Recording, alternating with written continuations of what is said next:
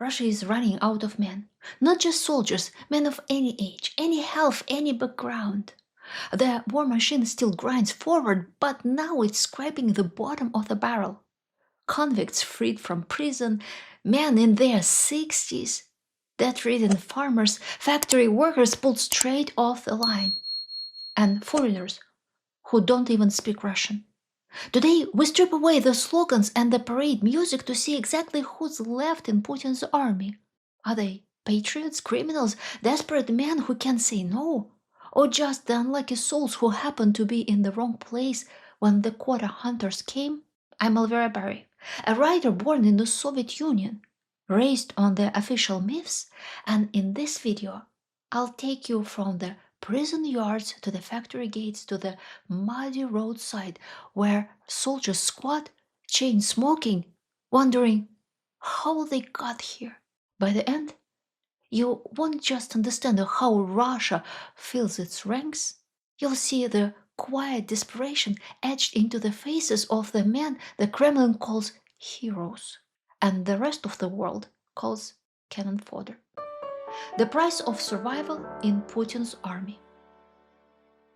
There was a time when a military career in Russia was a respected path, a real social elevator.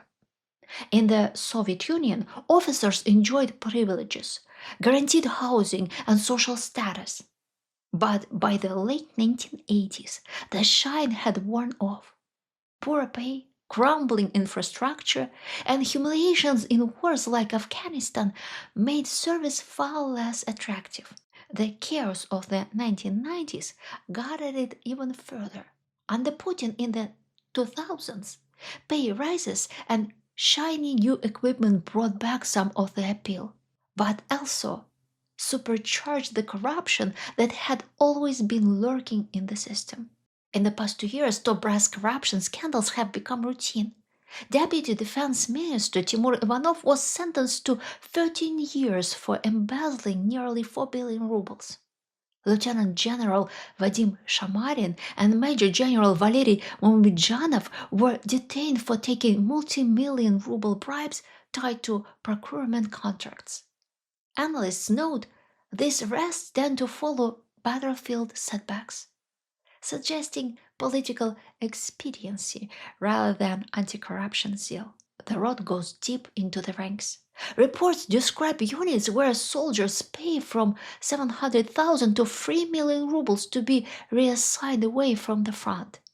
In Donetsk unit 31831, those who could not pay a 50,000 ruble fee to their commanding officer were sent on suicidal zeroing out missions. Punishments include beatings, mock executions, and being tied outdoors in freezing weather. Complaint videos from the front have shown masked contract soldiers accusing their officers of withholding pay, food, and leave until bribes are paid. One soldier said, "Many of us feel like slaves because there are no time limits for us. We don't know how long we'll be here." Desertion is almost never an option. The escape corridor system, needing neighboring unit to cover your withdrawal and jam Ukrainian drones, and near impossible to arrange without senior complicity, which must be bought. Even officers complain. Intercepts and leaked chat feature mid-ranking commanders lamenting the loss of competent NCOs and accusing colleagues of hoarding good medical kits or keeping junior officers off dangerous assignments in exchange for gifts.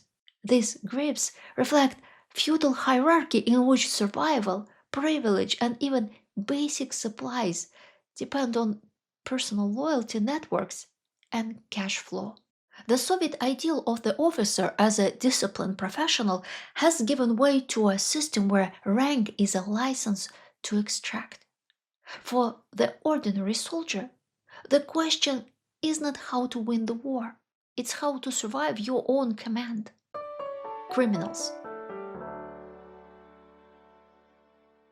When Yevgeny Prigozhin first appeared on prison yards in summer 2022, his speech was simple: 6 months at the front, and you go free.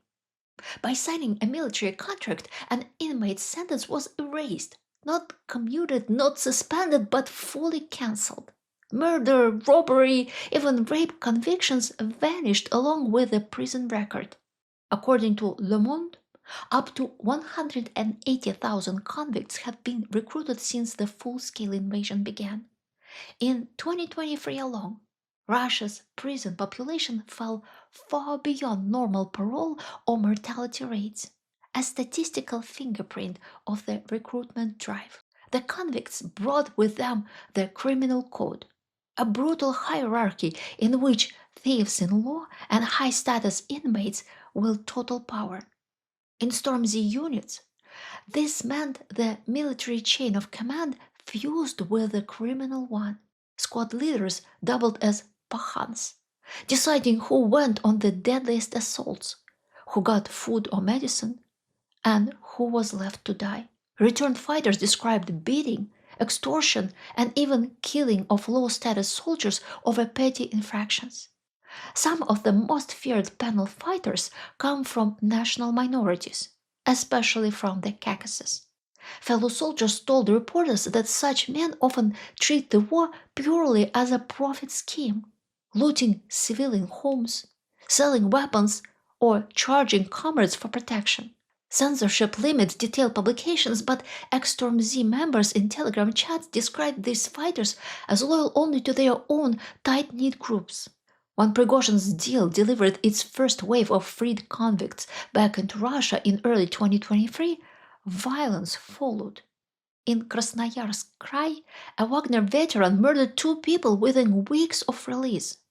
In Novgorod, another ex-fighter shot a man in a nightclub dispute. Regional news outlets documented a rise in armed assaults and robberies committed by recent veterans, a grim echo of their battlefield training. By mid-2023, Prigozhin was dead, and the Ministry of Defense had taken over recruitment. The pardon promise was watered down. Contracts now last until the war ends. Still, for many inmates, it remains the only path out of prison. Putin's mobilization. Vladimir Putin likely expected the entire nation to rally in support of his war, but reality hit hard, plunging approval ratings, economic collapse, and a mass exodus. When partial mobilization rolled out in late 2022, about 1 million men fled, jamming roads to Georgia, Mongolia, and Kazakhstan. Protests flared in Dagestan, Yakutia, and other ethnic minority regions, fearing disproportionate drafting. Over 2,000 arrests for anti-mobilization protests followed. Behind the scenes, recruitment ran on a chilling quota system. Enterprises and municipalities were assigned a set number of men to deliver or face consequences. Company managers had to hand over employees deemed less productive or easier to replace. I have a personal story to share. A friend's husband, drafted from a factory, was the only one who managed to escape abroad when he and his less valuable co-workers were put on a bus to the front. Of the men on that bus, half are now dead. Most of the rest are badly wounded, and only a handful remain unscattered. But their commanders have no intention of letting them go home, so the casualty count will only keep climbing. Conscripts found no escape. Mobilized men were tracked. They couldn't leave their assigned unit, even for hospital care or family emergencies. Legal orders barred departure during deployment, and local enlistment officers enforced that strictly. Across Russia, a total of 300,000 men were drafted, but this burden was spread unevenly across regions. Those forced to contribute large numbers, such as Krasnoyarsk, Dagestan, and Buryatia, saw their local economies decimated by loss of skilled workers. In areas reliant on complex supply chains, such as automotive or machinery manufacturing, industrial output has declined sharply. Nationalists. Beyond coerced fighters, some Russians fight willingly, and not for the state, but for their own vision. One prominent example is Igor Girkin, aka Strelkov, ex-FSB officer and self-styled defense minister of Donetsk. In 2014, he spearheaded the seizure of Slavyansk, sparking the Donbas War, and has admitted ordering executions of civilians. Holding ultra-nationalist views, he justified these actions as necessary for the resurrection of Russia as a great empire. Another example is Rusich, a neo-Nazi formation counting up to 100 fighters. They joined the war from the very outset in 2014 and quickly became known for ethnic violence toward prisoners. The group's leader, Alexei Milchakov, has published torture instructions and called for sacrificing captives of certain ethnicities. Videos and photo evidence from Ukraine show Rusich fighters mutilating prisoners and spreading images online. These ideological fighters often clash with the official military. Girkin, once allied with state interests, began publicly criticizing the Kremlin's conduct of the war since the beginning of full-scale invasion. Taking a hard pro-war stance, he called for full mobilization and execution of failures. His criticism of Putin's leadership eventually led to his arrest for extremism. Girkin's agenda is carried on by Z bloggers who cover the war in Ukraine from a Russian ultranationalist and militarist position. They cast Putin not as a strong leader, but as a coward, holding back the true nationalist revolution. For their followers, patriotism means aggression, and the current Russian state is too weak. These people believe in an imperial destiny and see war as a spiritual cleansing, not a tragedy. Mercenaries. Unable to risk large-scale conscription, Putin's regime turned to contract soldiers, men who sign up for pay, not ideology. These recruits often come from backgrounds marked by hardship, family crisis, debt, unemployability, addiction, and low education. For many, a few $1,000 sign-on bonus is transformative, worth risking life. The sole criterion for admission is to be at least 18 years old. That's how low the bar has fallen. In May 2022, Russia scraped the upper age limit for first-time contract service. Applicants can be accepted up to 65. The media has reported many men in their 50s fighting and dying on the front lines, and the average age of contract volunteers is now above 40. There are documented enlistment cases of men with severe medical conditions, such as diabetes, who were previously deemed unfit for military service. These contract soldiers disproportionately come from rural and poorer regions, particularly ethnic republics. Rural Russians make up roughly a quarter of the population, while in Altai Republic it's closer to 70%, and in such regions as Buryatia over 40%. Poverty and lack of opportunities push men toward military pay. Combat duty wears these men quickly. Those who signed up first were fed into the worst fights. Most got killed or wounded shortly after. Recruitment incentives briefly increased. Reports mention bonuses rising into the low thousands US dollars. But budget limits cut raises and the draw weakened. Many contractors are TV watchers naively believing bad things happen to others.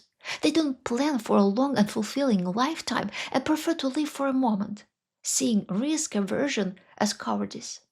This mindset leads more men to volunteer for military service and often get killed in action. 120 deaths per 10,000 men in Tuva, 91 in Buryatia, and 89 in Altai Republic, compared with only 3 in Moscow. The quota hunt. Contract soldier recruitment in Russia today is more about pressure. The system begins with financial incentives for recruiters. Local Voenkomat staff and affiliated agents receive bonuses for each man assigned, turning enlistment into a bounty business.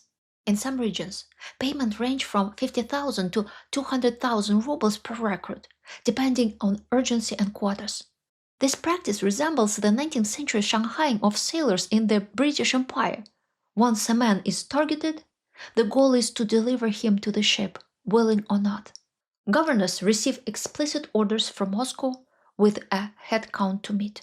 These targets are passed down through districts to municipalities, enterprises, and village councils. A rural council head might be told, 5 men this month, no excuses. From there, the selection is strategic, picking socially vulnerable targets. A wife employed in a state funded school or as secretary to the council leader may be leaned on as she's afraid to lose her job, well paying by local standards. They'll be telling her, let your husband serve. It's better than sitting idle. Think of the pay. Other levers are transactional. A promise that a soldier's child will be admitted to university without entrance exams, or that a relative will get a coveted job. Such educational favors and state job placements are used to sweeten enlistment for reluctant fathers. In rural Russia, the leverage is stronger. Collective responsibility norms persist. A village told to supply volunteers sees names marked, and those refusing can face retaliatory measures, denial of public services, or bureaucratic harassment. Alongside pressure comes propaganda. Recruiters often reassure prospects that the war will soon end, citing TV claims of imminent victory. You'll be home before the snow melts, richer, honored, a hero. In reality, contracts run until the end of the special military operation, with no fixed term. The role bias in recruitment is stark. Poverty, limited job options, and tight knit oversight make it easy for authorities to find and pressure candidates. In villages, everyone knows everyone's business, and the local boss often wields disproportionate authority. Urban residents can sometimes refuse outright. In the countryside, defiance is rare. Economic dependence on regional budgets and a cultural legacy of deference to officials mean that when the head of the district says go, many see it as a direct order from Moscow, as if Putin himself were giving a command. In that climate, the line between volunteering and being delivered as cannon fodder all but disappears. Russia's foreign cannon fodder. The Kremlin's manpower shortage has pushed recruiters to look beyond Russia's borders. Foreign nationals from South and Central Asia, Africa, and North Korea appeared in Russian ranks. There are documented cases of men from Uzbekistan, Tajikistan, Kyrgyzstan, India, Nepal, and Sri Lanka being enlisted, sometimes voluntarily, often through deception or coercion. The methods vary. Some fighters are already in Russia as migrant workers, vulnerable to police checks and visa law violations. These migrants are given a choice: sign a contract and get a Russian passport or face deportation, fines, and fabricated criminal charges. In Moscow and St. Petersburg, police have staged raids in markets and hostels, handing detainees over to military enlistment officers. Those with strong in-country networks, like Central Asian migrants who speak Russian, may form ethnic gangs within units, partly for self-defense, partly to control scarce supplies. Without such protection, small minority groups are exposed. South Asians, for example, often lack language skills and local allies. They become easy targets for hazing, extortion, and assault by Russian criminal factions embedded in penal units. There are testimonies of money being taken by force, food stolen, and beating administered for sport. The Indian government has intervened publicly in several cases. In March 2024, New Delhi demanded Moscow return at least 2 dozen Indian nationals who were lured with promises of hospital and kitchen work, but instead sent to the trenches. Families reported that contracts were in Russian, unreadable to the men, and that their passports were confiscated. While a handful were repatriated, most remained stuck in units or unaccounted for. Sri Lanka faced similar issues, with veterans of its own civil war tricked into contracts and then reported missing. For many of these recruits, the purpose of the war is irrelevant. Their motivation is simple: to earn money and send it home. But the reality is fatal. BBC and Mediazona casualty list includes growing numbers of non-Slavic foreign names, currently over 500. A punitive measure. The weaponization of military service as a punitive measure is not new in Russia, but the Ukraine war has made it systematic. Cases span petty offenders, political dissidents, and even random young men caught in the wrong place. One particularly stark account comes from Dagestan. A teenage boy, Said Murdazaliyev, traveled to Moscow during school holidays in January. Police stopped him for an ID check, accused him of fabricated offenses, and took him to a precinct. There, he was beaten, threatened, and presented with a contract. Under duress and fearing criminal charges, he signed. Days later, he was in the training camp.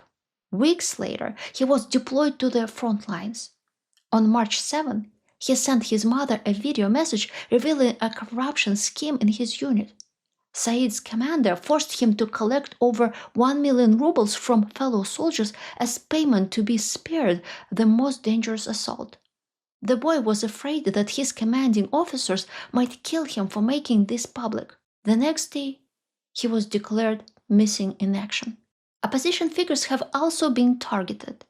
Upon his release during the US-Russia political prisoner exchange, Oleg Orlov, a prominent human rights activist, told the media he'd been approached by recruiters while in prison. They offered him freedom for enlisting. He was 70 years old at that time, but the recruiter said his age wasn't a problem. Other dissidents and anti-war protesters in occupied parts of Ukraine were coerced to join the local people's militias. The penal route is even more direct. Convicts with fresh sentences for theft, minor assaults, or simply repeated protest participation have been taken from courtrooms to enlistment offices. In some occupied Ukrainian territories, men have been seized off the streets and sent to fight. Their contracts backdated to give an appearance of legality. This approach feeds a force of men who are unwilling, untrained, and resentful, dangerous both to themselves and to any military plan. Such soldiers are deployed in the crudest way possible, mass front assaults, human wave attacks to exhaust Ukrainian lines. Losses are staggering and costs mount. Russian law obliged the state to pay compensations for the dead and wounded, a bill that grows with every failed push. The longer this war drags on, the smaller the pool of men left to conscript. The fanatics and the naive are dying first. Those discharged as unfit return home broken, often to communities that greet them with suspicion or outright hostility. Reintegrating these men, killers whether by choice or for pay, is a problem the Kremlin has not even begun to confront. If this video gave you a deeper understanding of what's happening inside Russia's war machine, please share it so more people can see this truth. Like it, so it reaches more eyes. And tell me what you think in the comments. I read them all and your perspectives help shape future videos.